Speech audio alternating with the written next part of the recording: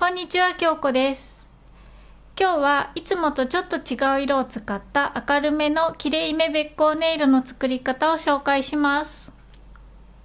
とっても簡単なので最後まで見ていってくださいね。それでは早速動画をご覧ください。ベースカラーを塗って硬化したら、その上にゴールドの箔をくっつけていきます。今回使用しているのはゴールドの中に少し色がついているものを使います。私はネイルの問屋さんで買いましたが、セリアにも似たようなのがあるそうなので、もし見かけた方はそちらでも大丈夫です。お好きなものを使ってください。硬化が終わったベースジェルの上に箔を貼り付けていきます。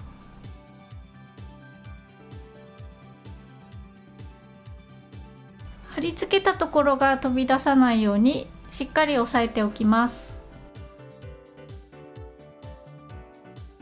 次にべっ甲のベースカラーになる黄色を塗ります。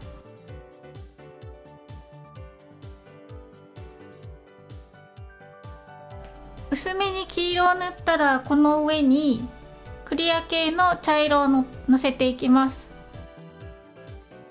もう一度上から塗るので、この時は薄めに塗っておきます。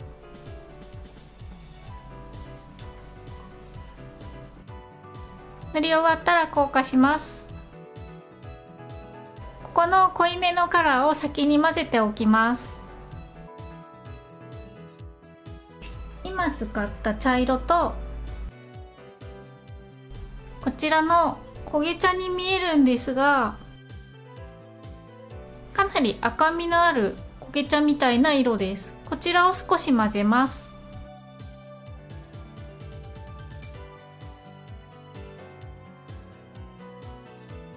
準備ができたらもう一度黄色を塗ります。次にさっき少し茶色をのせた上のところに今の色をのせてぼかして広げていきます。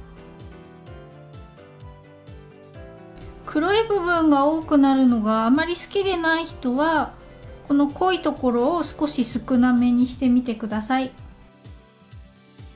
べっ甲ネイルっていうと使う時は黒か焦げ茶が多いんですが、今回は少しこの赤みのあるボルドーみたいなブラウンを使うことで、少し明るめの上品な感じに作ってみました。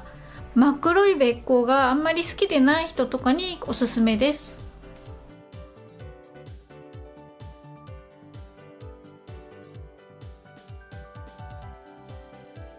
ぼかし終わったら硬化します。このまま仕上げてもいいのですが、もう少し明るく見せるために空いているところに先ほどのゴールドの箔をのせます。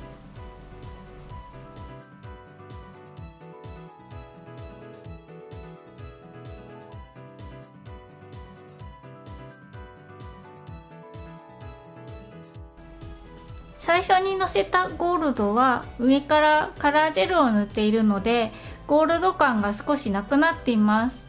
なので上から少し明るいゴールドをのせて、より明るく見えるようにしてあります。最後にトップジェルを塗って仕上げます。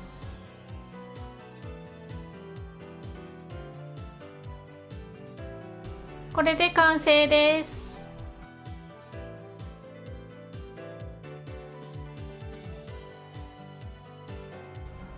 秋が深まってきたらボルドーと合わせてもかっこいいし、まだ少し暑さが残る季節はこのような薄めのグレージュと合わせて楽しんでみてください。この動画が役に立ったらいいねボタンとチャンネル登録もよろしくお願いします。それではまた別の動画でお会いしましょう。